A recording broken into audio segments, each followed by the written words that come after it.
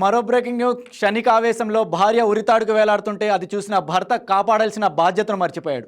పైగా ఉరి అలా కాదు ఇలా వేసుకోవాలి అంటూ సూచనలు చేస్తూ తన మొబైల్ ఫోన్లో వీడియో చిత్రీకరించిన ఘటన కడప జిల్లా రాజంపేటలో తీవ్ర కలకలం రేపింది. రాజంపేట మండలం బోయినపల్లి గ్రామానికి చెందిన శ్రీనివాస్ రైల్వేలో లోకో పైలట్గా విధులు నిర్వర్తిస్తున్నాడు. అతనికి కృష్ణవేణితో వివాహమైంది. కొంతకాలంగా ఈ దంపతుల మధ్య కుటుంబ కలహాలు జరుగుతున్నాయి. తరచూ గొడవ పడడం, ఆ తర్వాత కలిసిపోవడం వాళ్ళకి పరిపాటిగా మారిందని స్థానికులు చెబుతున్నారు. ఈ క్రమంలోనే గురువారం కూడా దంపతుల మధ్య తీవ్ర స్థాయిలో వాగ్వాదం చోటు చేసుకుంది. ఇక భర్తతో గొడవపడి తీవ్ర మనస్తాపానికి గురైన కృష్ణవేణి ఇంట్లోనే ఉరివేసుకుని ఆత్మహత్యకు సిద్ధపడింది. అయితే ఆ సమయంలో అక్కడే ఉన్న భర్త శ్రీనివాస్ ఆమెను అడ్డుకునే ప్రయత్నం కూడా కనీసం చేయలేదు. పైగా విచక్షణ కోల్పోయి ఆమె ఉరివేసుకుంటున్న దృశ్యాలను తన సెల్ ఫోన్లో రికార్డ్ చేశాడు. అంతటితో ఆగకుండా ఉరి ఎలా వేసుకోవాలో ఆమెకు సూచనలు చేయడం గమనార్హం. ఈ వీడియో స్థానికంగా వైరల్గా మారి అందరినీ కలిచివేస్తోంది.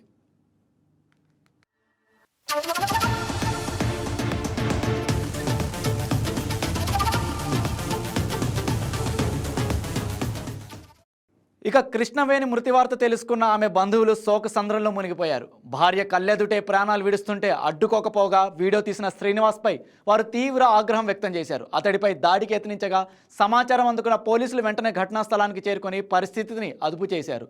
కృష్ణవేణి మృతికి భర్త ప్రవర్తనే కారణమని, అతన్ని కఠినంగా శిక్షించాలని బంధువులు పట్టుబట్టారు. ఇక దీనిపై కేసు నమోదు చేసుకున్న పోలీసులు శ్రీనివాస్ను అదుపులోకి తీసుకొని ఆత్మహత్యపై విచారణ చేపట్టారు.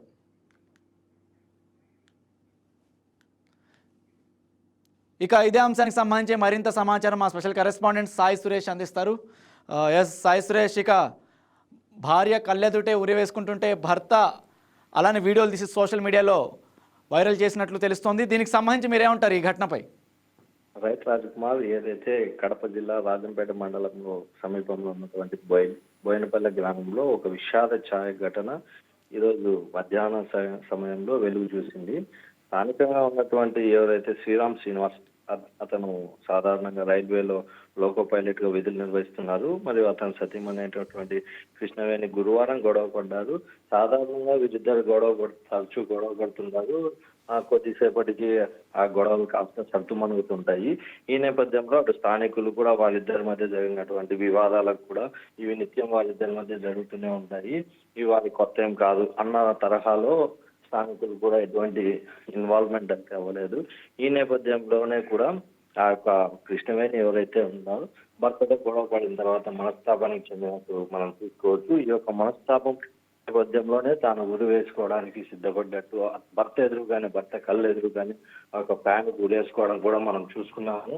ఈ నేపథ్యంలో మనం చూసుకున్నట్లయితే భార్యాభర్త మధ్య ఎటువంటి గొడవ జరిగిన ఎటువంటి మనస్తాపాలు ఎదురైనప్పటికీ కళ్ళెదుటుగా తన భార్య ఉరి వేసుకోవడానికి చూసినటువంటి ప్రయత్నానికి ఆ యొక్క శ్రీనివాస్ అయితే పూర్తి స్థాయిలో సహకరిస్తూ ఏదైతే అలా కాదు ఉరి వేసుకోవాలి ఇలా వేసుకోవాలంటూ అటు వీడియో తీస్తూ కూడా, అంటే అక్కడ తన భార్య ఏం చేసుకోదు, ప్రతిరోజు అనునిత్యం వీరి మధ్య ఉన్నటువంటి కలహాల కారణంగా కేవలం అది భయభ్రాంతులకు గురి చేయడానికి అన్నట్లు వ్యవహరించాడా, లేదంటే ఆమె ఆత్మహత్య చేసుకోవడానికి ప్రేరేపించాడా అన్న కోణంలో కూడా అటు పోలీసులు దర్యాప్తు చేస్తున్నారు.